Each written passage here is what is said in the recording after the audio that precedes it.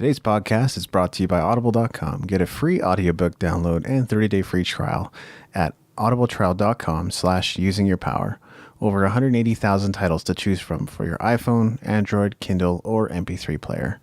And today I'd like to recommend Book Yourself Solid 2nd Edition, the fastest, easiest, and most reliable system for getting more clients than you can handle even if you hate marketing and selling by Michael Port.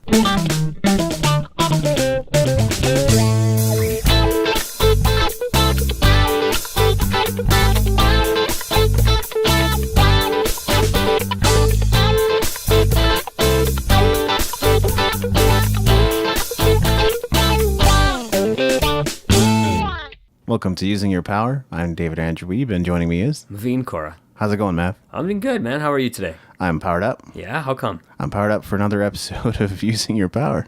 Are you? Yeah. Well, what got you to that? You know, I think just having a good routine, doing the things that I need to do on a daily basis. I feel like I'm falling behind on some things with working out and meditation, but you know that sometimes that is a bit of a luxury in the entrepreneurial life. You try to fit it in when and where you can. Right. You know, it's very interesting. One of the things that myself and my wife are trying here is start getting up a little earlier so we can start getting the meditation in and get the exercise in, and it's just slowly building that.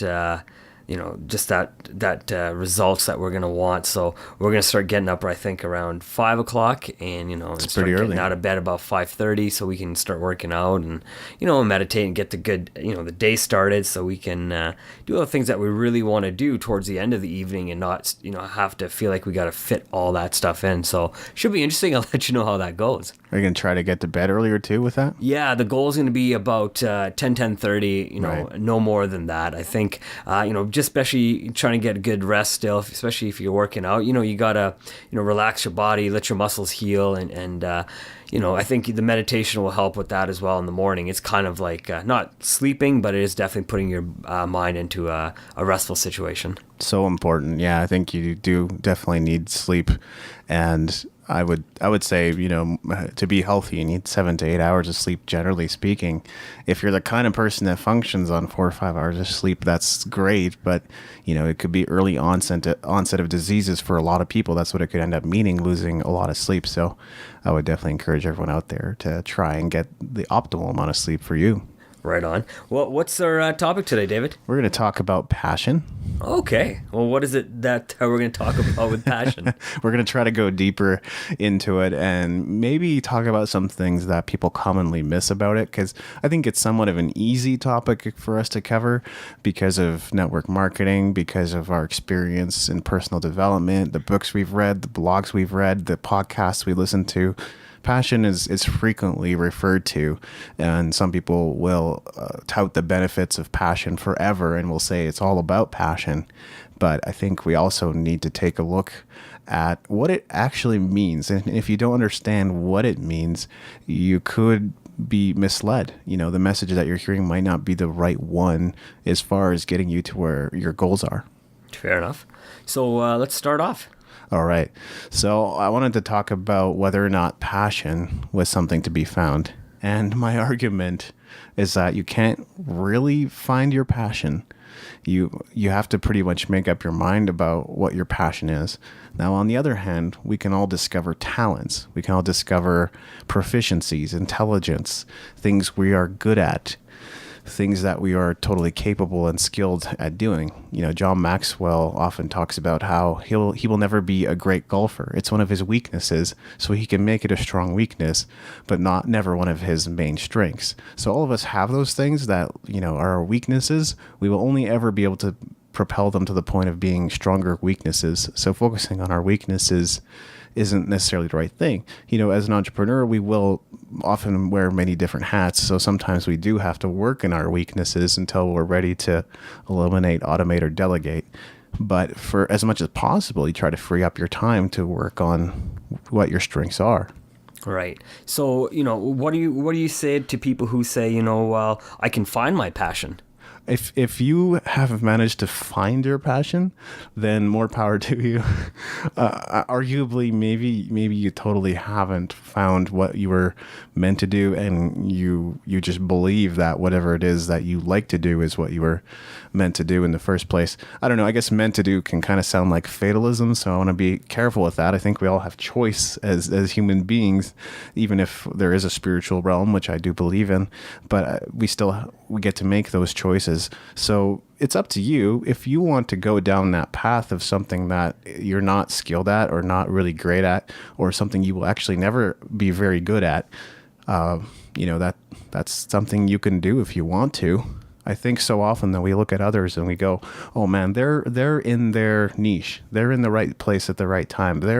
I like what they're doing. I see this person going to grad school and they seem so happy and passionate about it, and I want to go enjoy grad school too." Hold on. What you want is actually the same happiness and drive that they're experiencing. It's not the grad school that you want. You want to be like them in the sense of you also want to be in something that fires you up. Right. One of the things that I wrote down for my point of talking was that passion is really not just a hobby. It is something that we do because we enjoy doing it. It's not something you just kind of do. You actually fully do it. You breathe it, you live it, and that's what you want to do. That's almost like what you're consumed by on a daily basis when it comes to your thoughts, when you're actually passionate about, whatever you're passionate about. So if it's music or literature or movies or just working out, if that's what you're passionate by, or your business, you really just focus your full attention on those things. You think about it always. It's the most important thing to you, regardless of what your results are. If that's what you're passionate about, then you'll typically work through good or bad results. I know typically when we're first starting off in any sort of business, we'll typically want to, just kind of get going, and we'll just, be excited, and we'll do all the work, write the blogs, do all the podcasts. But, it's that additional passion, not just the results, that keeps you going.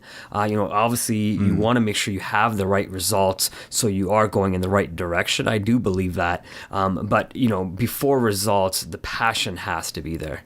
Such a great point, because so often we will think of passion as the hobbies that we engage in after work, and that may not necessarily be the case, right? Because I think it's all healthy for us to have maybe a distraction or hobby or something that we like to do in our spare time. But an artist that dedicates as much as their time as possible to drawing or painting or sculpting wouldn't say that it's a hobby. It's a career, it's a discipline, and possibly a passion. So that's such a great point, Mav. Yeah. And one of the other things I thought of too, it's not a 9-to-5 job. Passion is not a 9-to-5 thing. It's a everyday thing. It's a 24/7, 365 days plus a leap year kind of thing, right? So the other thing was maybe taking a quick look at it from the other side of what passion is not. What are your thoughts? What passion is not? Well, I think it's almost just like in a way, it's an easy life. If you don't have a passion, then you're not driven to achieve anything. You're not trying to add value to people's lives. You're not trying to go out and get money for a particular cause or organization or something you believe in. You're also not creating things to probably the level that you're capable of creating. Right. Great points. And I do like that idea, because it's about looking beyond yourself is kind of what I take from what you're saying. Yeah. Yeah, because when the thing about passion and I guess I could just dive into this point too, a thing that people miss about passion, because I see some arguments on Medium and other places about this, is passion isn't just like what you like. It actually means to suffer for. It's in the dictionary. One of the definitions of passion is to suffer for something. So if you don't believe in it, you're not going to suffer for it. If you don't think it's worthwhile, if you don't see it as being some valuable contribution that you can make to the world, why in the world would you bother to suffer for it? Right. So, we all kind of heard of the movie Passion of the Christ. Yeah. And that kind of is probably a great example of someone who suffered in for their beliefs and in doing the right thing as they believed. That's absolutely right. Yeah.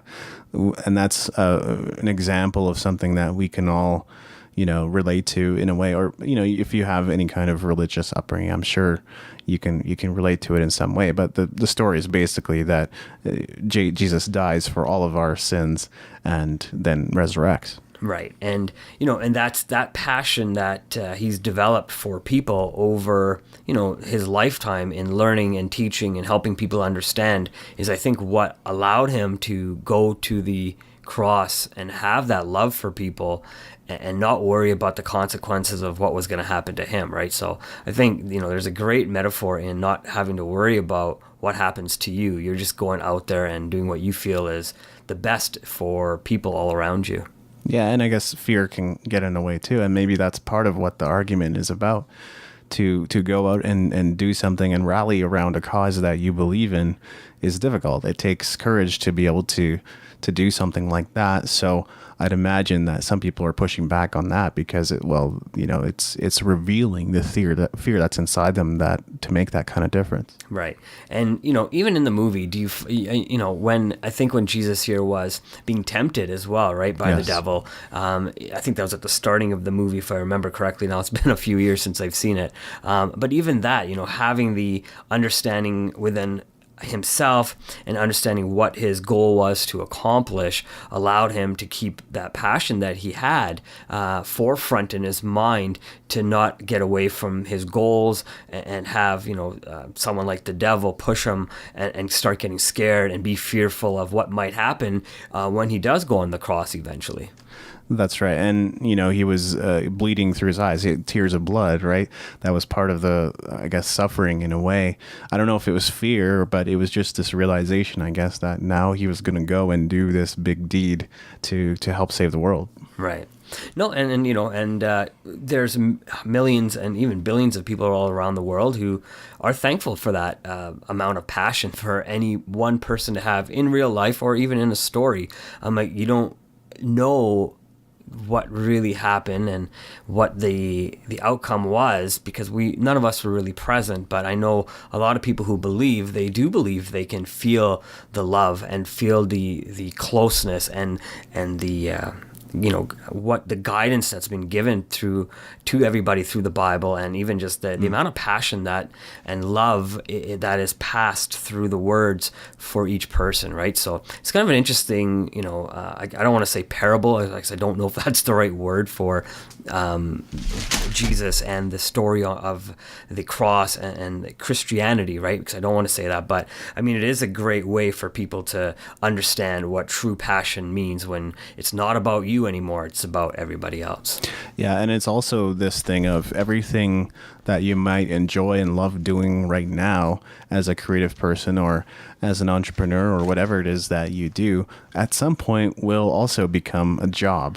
So no matter how much you think you like or enjoy it, it will become a job. And if at that point you don't have the passion to continue, to suffer through it and to continue onwards, then, you're maybe not willing to push on to the next level. Or it's just a mismatch and you need to find something else, because if you really love and enjoy it and believe in it, you will keep going in spite of the difficulties that you encounter.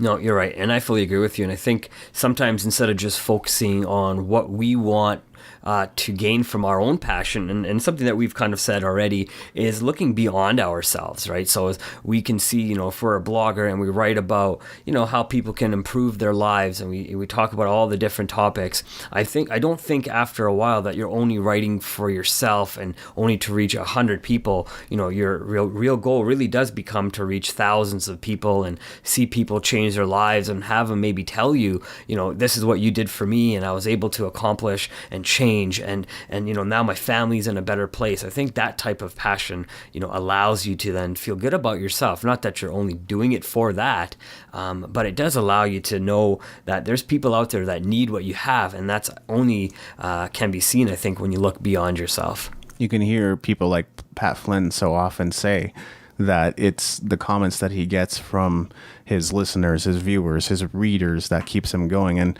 as trite and cliche and maybe even as cheesy as it might sound, it's so true. It's the emails that I get personally for the Music Entrepreneur and other projects that I do out there that keeps me going. There's the one guy that Maveen and I discussed. I don't know if we did this on air or what, but I talked about this guy that emailed me and say, thank you for writing that article on being limitless. And I said, I don't remember writing it, but he said, no, it was you. And I'm really grateful. So that's what he took from that article, regardless of whether it was I guess it was probably part of the intended message, but may not have been the title of the article. It was just somewhere in there. Right. So just maybe a word that he resonated with and was able to take that and help him take to the next level that he wants to get to. Right. So, I mean, that's great, great ways. And myself as well. Right. I know I haven't got a lot of emails or anything like that, but I know I've had conversations with friends after marketing a little bit on Facebook and just kind of get our YouTube, just some YouTube channels out there, letting people know that what we're doing as a team here. And, just I've had some feedback from friends and people who've listened to it saying, what, you've done a great job, or, these are maybe little things that you should also look at. For example, putting disclaimers prior to, maybe like our pharmaceutical bit that we had done, maybe doing it at the starting versus at the end. And just little tidbits like that really do help see that people are listening to what we're doing, maybe taking a little bit from it and saying, what, if people are responding, then it is a good thing because people are listening, especially when your friends can listen to you and give you real good feedback, because we all know, our friends are sometimes typically the last people to want to work with us when it comes with our passions, right? It's usually strangers, people we don't know, that we meet through networking that really are the people that we end up working with. So, when your friends can give you that information, it's really valuable to take that and keep at doing what you're doing, right? Because I know that's one thing that keeps my energy levels up and keeps me more passionate day by day, wanting to do what we're doing. And as you know, like I've said on previous episodes, too, like all I want to do sometimes is just record and I forget about some of the other things that we need to do on the back end, right? Yeah, that's right. We need a website, we need product, we need to build our email list, all that kind of stuff. But I really like that point. The reason that we do this, it isn't just for the comments or the accolades or even for the criticism, although that stuff helps us. It's for the long-term impact that we believe it can bring and help people. So even this sometimes might be a thing of passion to suffer through, despite some of the difficulties or challenges that we encounter along the way. But we're doing it because we love it. It's not like we're sitting here going, gosh, I wish I was doing something else right now. At least I hope not. No, not at all. The only thing I could wish I was doing different was maybe recording another episode after this one. But right. I know it's just one a day right now, so that's okay with me. Well, yeah, it's just so we have some time to figure out the strategy of things, which is also just as important. And I think you and I are also aware of little things we can do with the podcast, such as adding themes, or if in the future we can hire on an editor, we'll get some of it edited. But I think people probably appreciate and enjoy the rawness of these episodes as well. So who knows? That might be something we keep. Well, for sure, and I like the fact that we don't edit as well, and that's one thing I think when people listen to us, they can actually hear that passion in our voices as well, that we want to help people, that we're, when we start talking about certain things, our voices will change, our tone will change, maybe our heart rate will start changing a little bit. And I know for me, I'll speak a little faster when I get a little bit more passionate about what my topics are and my points are that I'm trying to make. And because I really do believe in them. And I think that's what is important to a lot of people. They believe in what they say and they talk about, and that does really help keep that passion strong and that fire burning within themselves as well. That's a big thing. And I don't know, I can't speak for anybody else yet, but at least I'm entertained when I listen to our podcast versus some others that I'm often bored by. So maybe it's just me being, somewhat pretentious and wanting to hear my own voice. But no, because some people hate their voice, so maybe that's not the case. I am entertained by our shows, so that's at least I like it. Well, and it's interesting you say that because I've gone in and listened to our shows as well, and I've used it as just a way of learning and kind of how we work together and learning about our dynamic and when to pause, when to talk, when to, maybe add in an extra point or whatnot, right? I know sometimes our viewers can't see this, but I'll kind of point at you to say, hey, you know what, continue, you're making a great point, or vice versa, right? So it's just been really interesting, but I could kind of try to visualize when we were recording that podcast episode as well and seeing, what was I doing with my hands and just try to understand what was happening too, right? And I think these are all important little things to take from it so we can then continue to put out better and better podcasts, and keep building our website and keep doing everything that we need to do to make sure people can find us when they do search for topics, not only by our name. That's right, definitely. And you're definitely right about the podcasts, the advantages of podcasting, where people can hear your tone of voice, get a better sense of who you are, which over time kind of creates a connection and a knowing. So we know that some people are going to come up to us at various places and introduce themselves and say hi and say, I heard your voice. Aren't you David Andrew Wiebe? Aren't you Maveen, Kaura? That kind of stuff. We know it's going to happen. So hopefully we treat you well when you do come up and introduce yourself. Absolutely. And one of the things I just thought of when you were saying that too, David, is one of the things when people do hear our voices on podcasts and then they eventually go in and read our blogs that we'll eventually have on the websites as well, is they'll be able to really get and hear our voices maybe in their heads too. Not that I want to say our voices will be stuck in their heads, but they'll be able to hear the way we speak and our passion, our voices and the way we talk, and they can really understand who we are as people, and then really just find another way to connect. That's right. And it really is a passion pursuit. I've done multiple podcasts at this point, and there's really only been 2 or 3 out of probably 5, 6, or 7 that have been long lasting. But you go through that experience and you learn a lot. But if you're not willing to persevere through that, then you will end up stopping and pursuing something else. I know so many people that start and stop podcasts, and I get it. I went a long time with Dogcast Music Entrepreneurship, despite the fact that I knew it wasn't perfect and it was disjointed and it changed a lot over time, which is why I wanted to start fresh with the New Music Industry podcast over continuing with the platform that I already had built.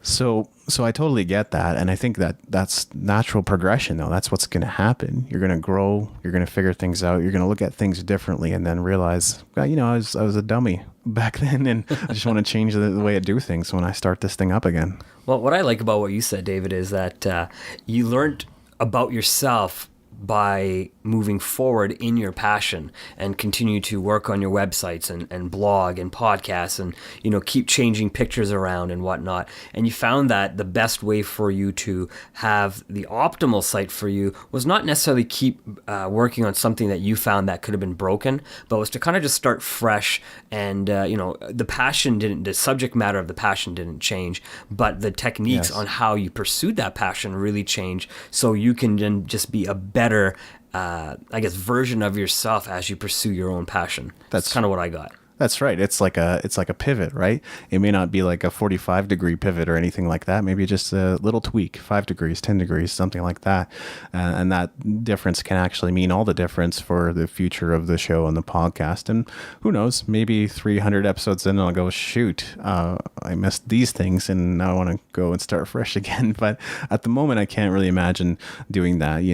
Once you get a train moving, it takes a lot of work to stop it sometimes.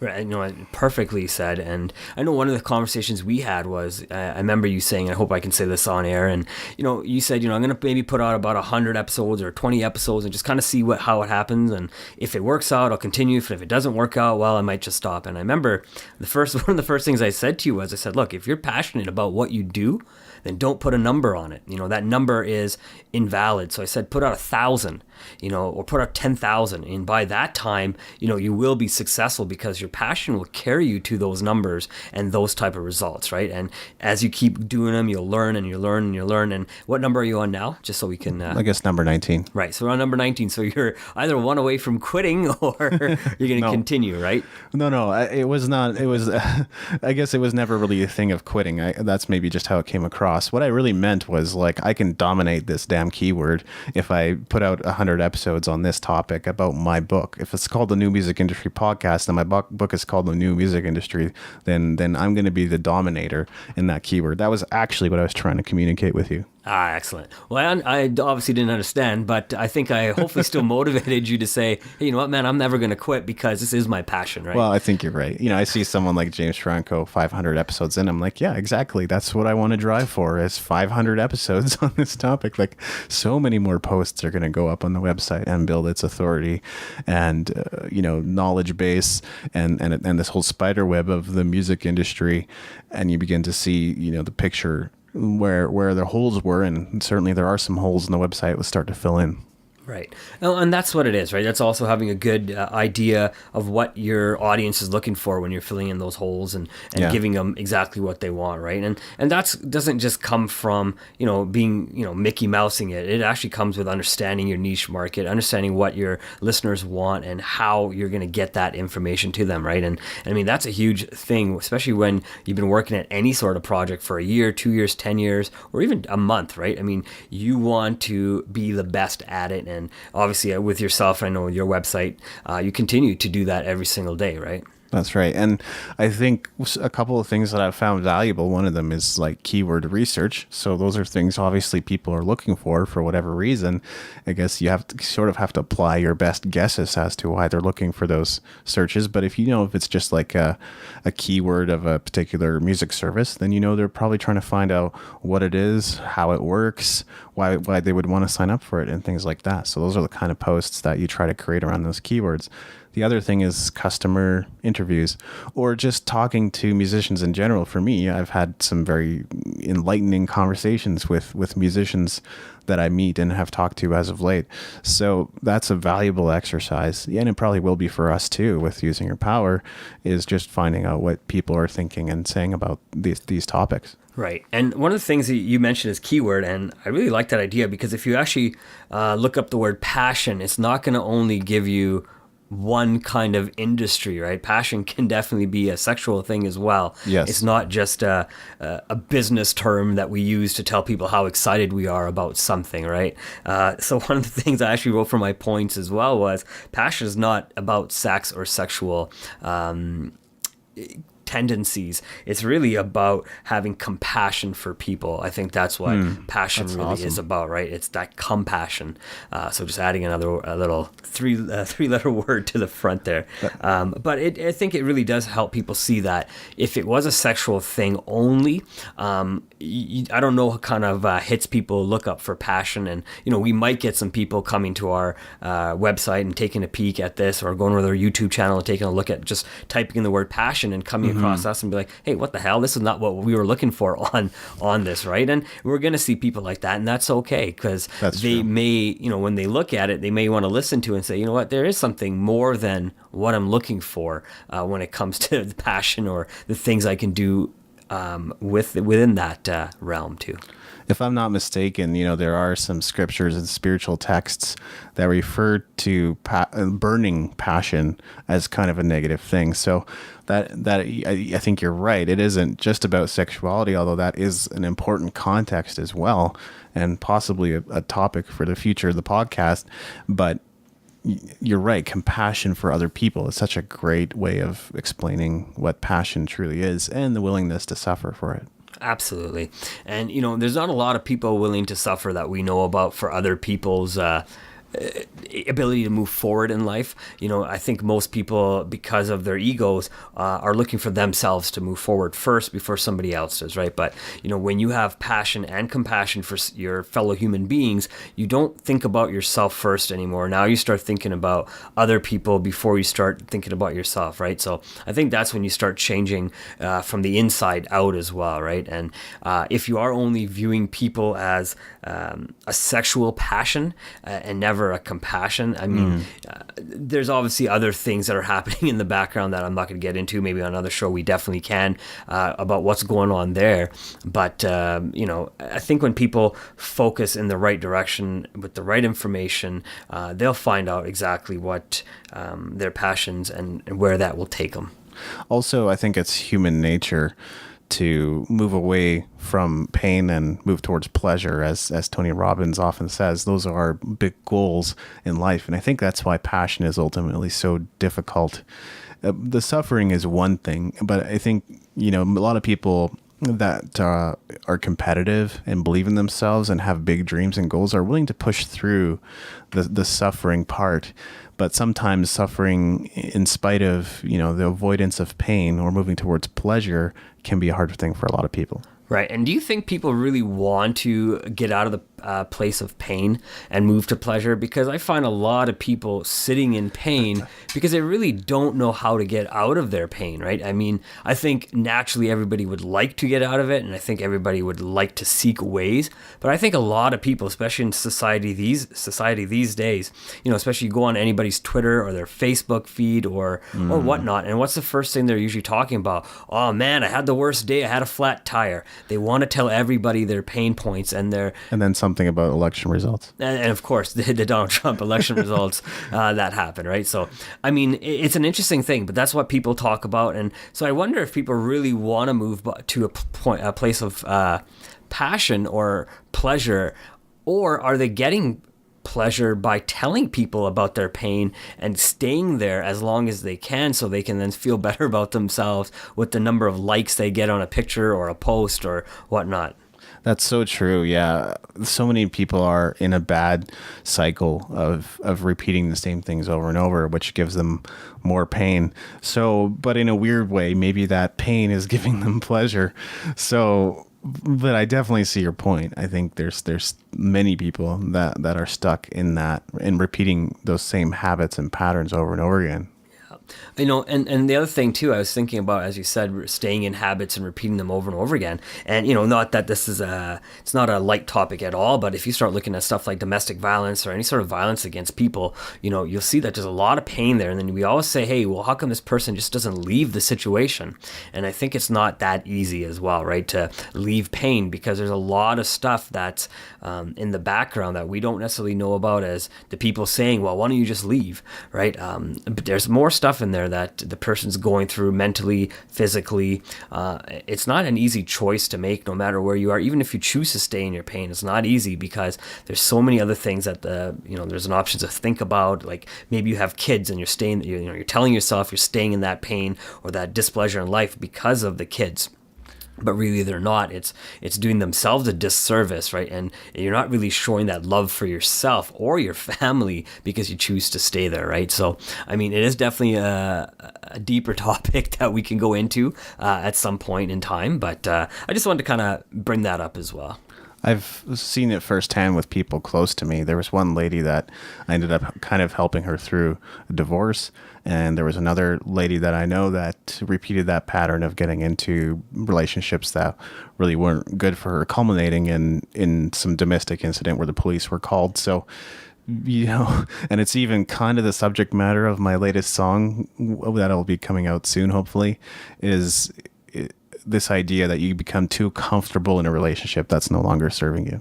Right. And I think that's where people do get stuck and they find the hurt, and that's why they sometimes like to stay as well, because, I've been in relationships where they weren't going that great, and I knew I should have probably left a long time ago, but I chose to stay. And I chose to stay either to keep myself happy, which was in a really odd way of saying it, because I was in a place I wasn't happy at all, but I found that being unhappy actually made me happy somehow, and having those arguments and those text wars made me happy for some reason, not in the front of my mind, but in the back of my mind, I obviously had found some sort of pleasure from this, or I wouldn't have, I would have probably respected myself a little bit more and cut that off a lot sooner. Obviously, I'm not in that anymore, so that's a great place to be, and and I found that happiness outside of it, and that there was something a lot better outside of that pain. Once I understood that I was actually suffering, and then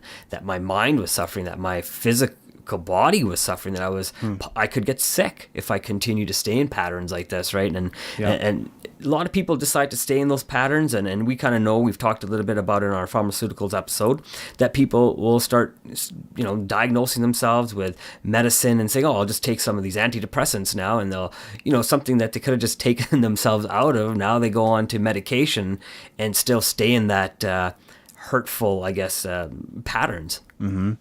I think there is like a marketing or psychological term, which is loss aversion, The example that I've heard before is Netflix. So it's easier to stay with them than to think about losing access to hundreds of shows and movies, which is why people keep paying that $8.99, $9.99 a month or whatever it is. So yeah, loss aversion, I think, is exactly what you're describing in relationships. You're not thinking about what you're going to gain by leaving that relationship. You're thinking about what you're going to lose by leaving that relationship.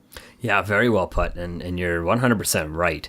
And that's exactly what it was, right? It's the same thing, I think, with a lot of people in their TV. No different. Yes. 500 channels or more, and you don't even like to watch half of them or even one of them because it's always the same sort of reruns. We're not talking Seinfeld here because Seinfeld's great, but every other show is a rerun out there. Yeah. But no, you're right. And then being in those relationships as well, that, you feel that good things can maybe happen, things will change, and then you start getting passionate even about the wrong stuff because you feel that you can make it change or the other person will change. But I don't think that's really the best way to approach even relationships. Yeah, exactly.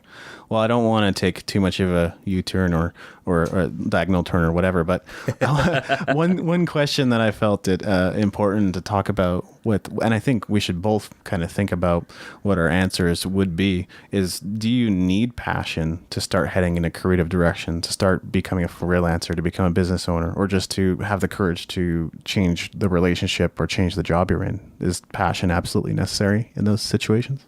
Wow. I wish you would have told me this question before, but since you haven't, that's okay. I do like the idea that, I don't think necessarily you have to be knowing your passion before you pick up a guitar. You may just want to try it. I know I tried picking up a guitar, and my buddy of mine, when I, used to live with him, and he had a guitar, and I said, hey, you know what, if I try it out and just see what it's like, right? And I just really wanted to see what it felt like and why he enjoyed it so much. So for me, it was really just, kind of trying to figure out what other people's passion was and see if I could get excited about something they were excited about, right? It was not something I'd ever tried. It's not something I grew up with at all as well, right?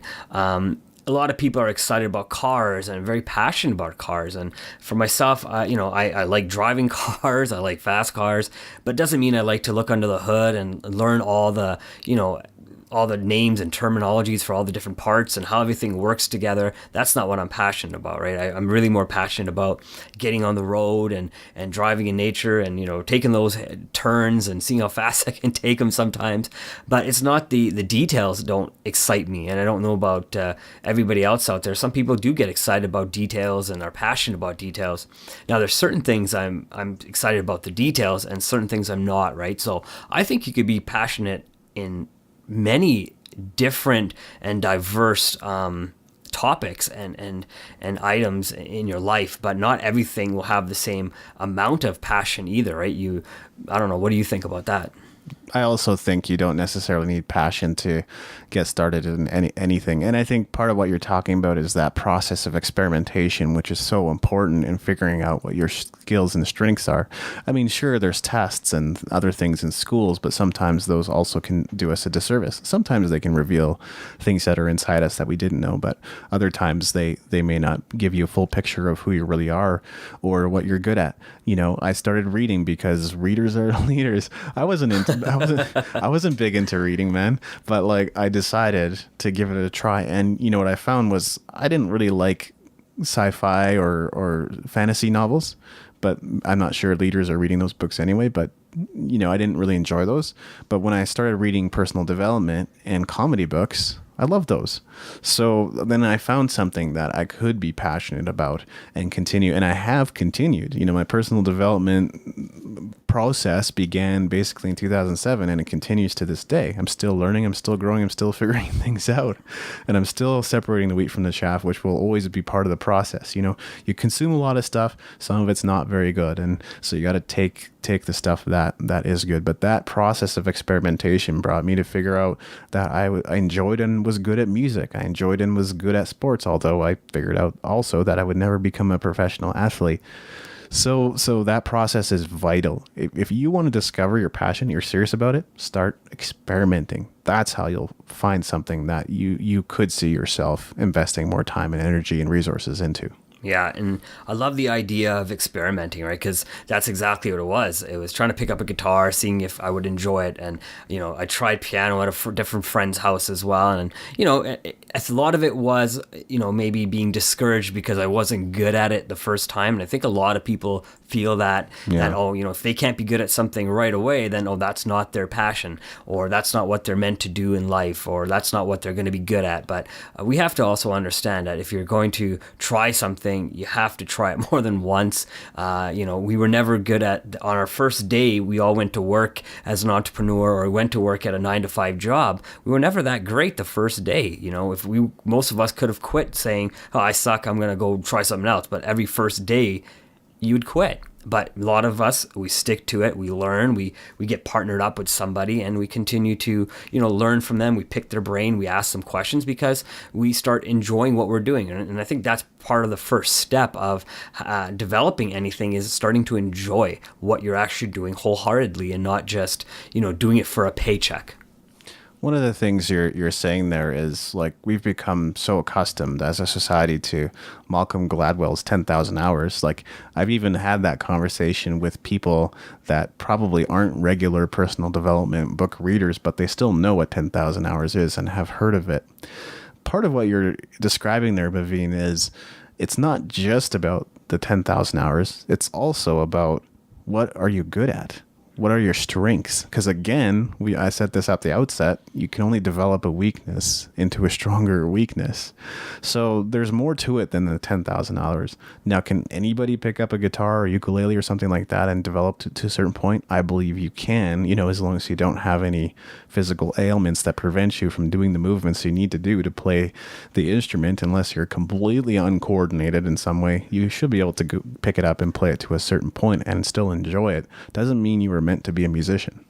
No, not at all. And, there's parts of your brain, and I don't know how everything's wired in there, but it may not be wired to play, right? DNA. It just may not be, right? So it's an interesting thing. But the other thing, too, I like about the idea of, developing your passion.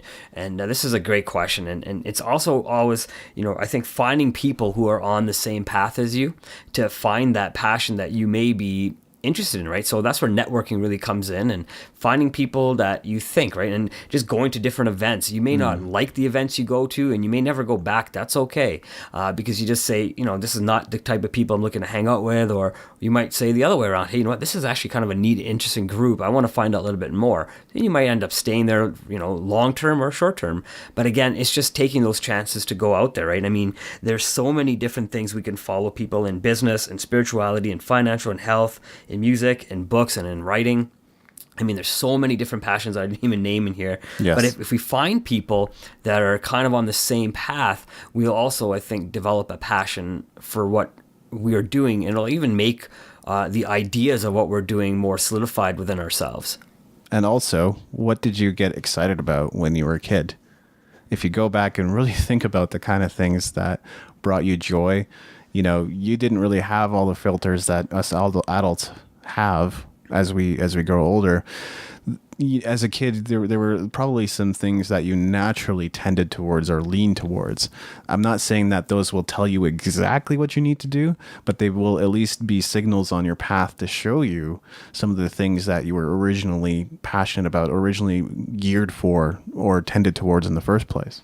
Right. And, as I grew up, at least as a kid, sports was a huge passion for myself, at least playing, not at a professional level, but, just getting the neighborhood kids around, and we'd all play hockey on the street, and we played street hockey, and, going into junior high and even high school, at least in Alberta. These are some of the grades that we have, from 7 to 9 and then 10 to 12, and then you move on from there, right? But having the sports teams at school and joining those teams, I found kept me healthy, and at least the idea was I would still be watching hockey on TV as well, because I was still playing, on street hockey or floor hockey in the gyms that they had at school. But as soon as I stopped playing, I noticed my passion kind of started dropping for wanting to watch hockey on TV, right? Because so for myself, at least, I associated playing with watching and whatnot too. And also, this thing of birds of a feather flock together seems to apply completely here. because you will become the kind of person that your top 5 friends are. You think about the kind of people that Bill Gates probably hangs out with. It probably is business owners, but not necessarily business owners in the tech industry. In fact, I know that Bill Gates and Warren Buffett are friends. So Warren Buffett, investor, and Bill Gates, a tech mogul. And basically, they're both billionaires, but they come from different industries, essentially. So, on a higher level, you begin to realize that the people that you kind of hang out with may not be artists just like you, may not be 9-to-5 workers just like you, may not be freelancers just like you, but the similarities will come from, in other ways, from the personality or the level of success that you achieve in your life, your fitness. If your friends are all focused on fitness, you're probably going to start to work on your body as well. Right, and I think that also goes for the they say that the top 5 people you hang out with, whatever their income is, your income is probably an average of theirs as well. Yes. So I mean that kind of makes sense. So if you're going to hang out with people who are thinking on higher levels, wanting to perform at higher levels. I think that's what people come to our show for, is to find out how they can just move to the next level by using their internal power to do that. Right. So I think finding people who want to be better than they are will help you develop your passion, or at least connect to people who can help you understand your passion and get better at whatever you like to do. Yeah, don't think too rigidly, or don't make it like this huge chore to find somebody that's like, 100 steps ahead of where you are. Just try to find somebody that's on the journey like you are. Look to your side, look to your left and to your right on the same path, and see who is there, and see if they're on the same trajectory of growing themselves and moving forward. And I think maybe even if it doesn't become a long-term friendship, it will become a valuable friendship for that season. Absolutely.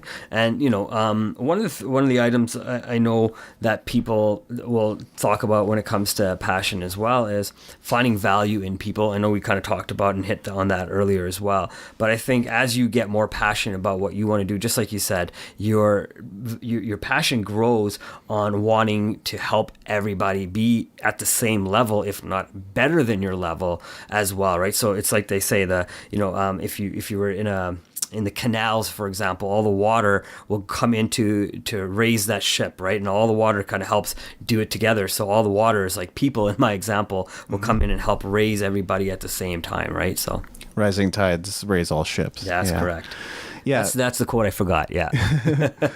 I think I'm the kind of person that becomes frustrated when the people around me maybe can't see the path ahead as far as what growth is going to mean or look like.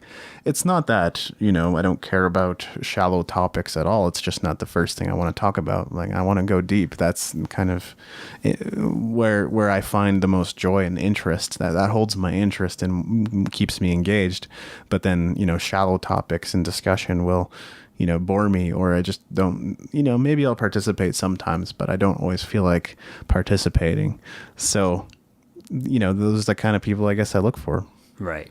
And I find, based on what you're saying too, I know there's certain topics I talk to certain people about, and there are certain things I don't talk to everybody about. I think it's just finding the right people to have those conversations with, right? So I think you're going to have some friends that you'll have just some simple ABC conversations, and then you're going to have those 2 or 3 or 4 close friends in your life that you'll have some really deep, meaningful conversations, people that don't judge you based on what you're telling them and what you're experiencing, and you're wide open with them, and that's where they allow you to just be yourself, and I think that's huge.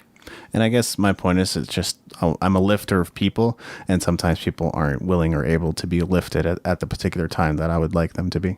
No, exactly, and that's the thing, right? I think if you're trying to lift people when they're not ready to be lifted, you're passionate about it because that's what you want to do. But if they're not ready for it, I mean, you can tell them, a flood is coming, a flood is coming, a flood is coming. And they may not listen because they're not ready to, right? And guess who gets wiped out first? And that's exactly what this podcast is all about. So there you go. Yeah, there you go.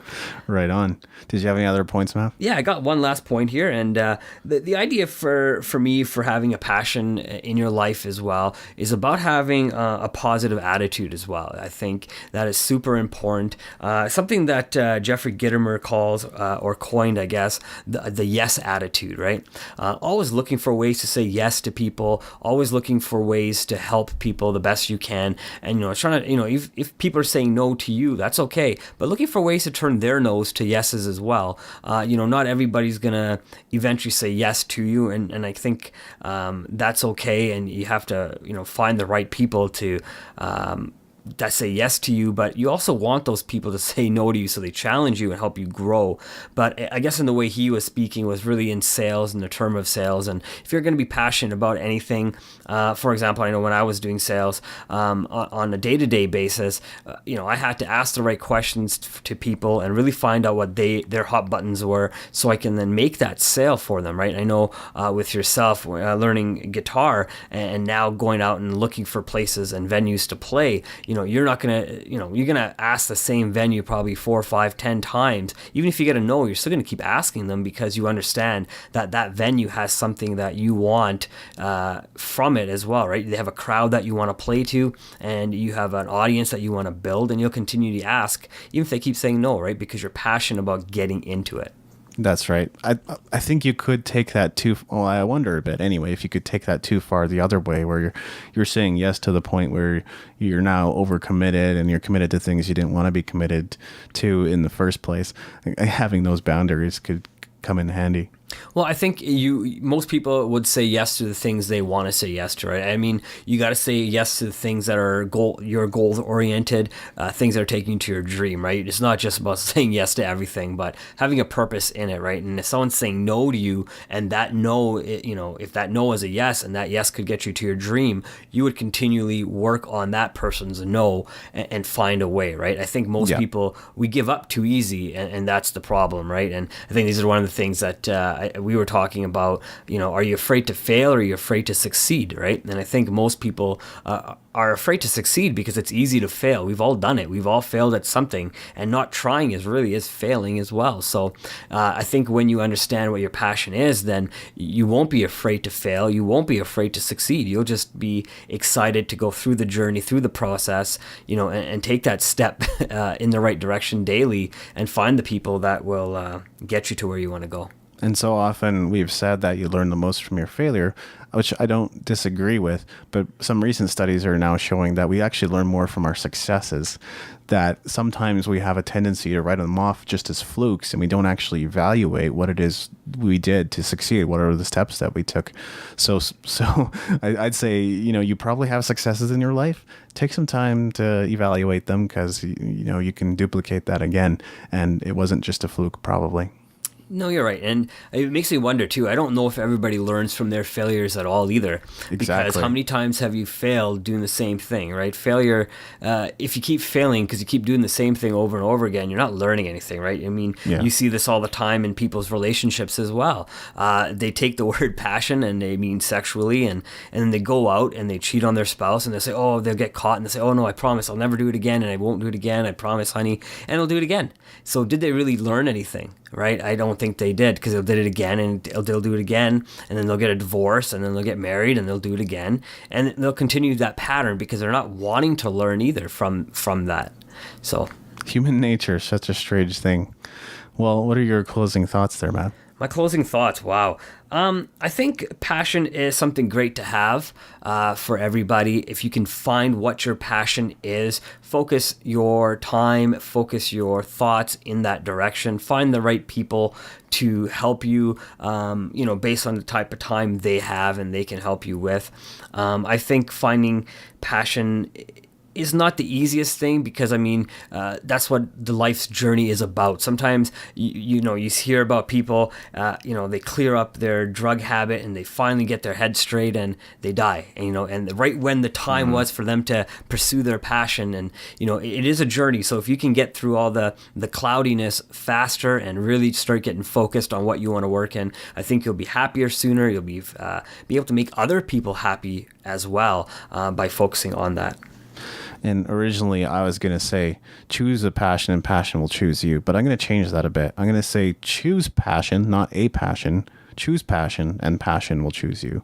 Because you, like I said earlier, you could choose a passion and be completely wrong about your strengths and what you're capable of doing. So instead, choose passion, choose to suffer for, choose compassion to help others and advance them and make that your mission. And then that will move you forward. That will be your motivation. That'll be your fuel to keep you going. And then passion will choose you. Fair enough. And, you're right. I think, the world is, if you believe in the universe and the universal language, I think passion is always seeking you. So you have to keep your eyes open. Like they say, if one door closes, another one opens, right? And sometimes that's passion knocking on your door, not just opportunity. That's right. Yeah, you can definitely take those as indicators as well, the doors that continue to shut in your face. But sometimes you also have to keep pushing through. Like, I guess Lincoln, right, would never have become president if he hadn't kept going and kept going and kept going for 20 years, 30 years, something like that in his crazy political career. He would never have become president. So, yeah, and look at all the things that happened after he did, become president. I mean, the whole world literally changed, at least in North America, because of his pursuing a goal that he had. Exactly. So it's amazing. Yeah. So it can take many different forms, and it can also mean a lot of different things for different people. But Lincoln must have seen something that perhaps others weren't seeing, and that, gave him the fuel he needed to keep going to achieve what he did. Right. And one of the things I'd like to throw out to our listeners today is, if you have any passions, maybe, comment and let us know what your passions are and how you're pursuing those passions. And, what one thing maybe that you took from the show today that you said, I could probably take that little idea and, put it into my passion or put it into the direction I'm focused in, and let us know what the changes are that you experience as well. Awesome. We look forward to reading and answering your comments. You've been listening to Using Your Power. Find us at usingyourpower.com. I'm David Andrew Wiebe. Thanks for listening. Thank you.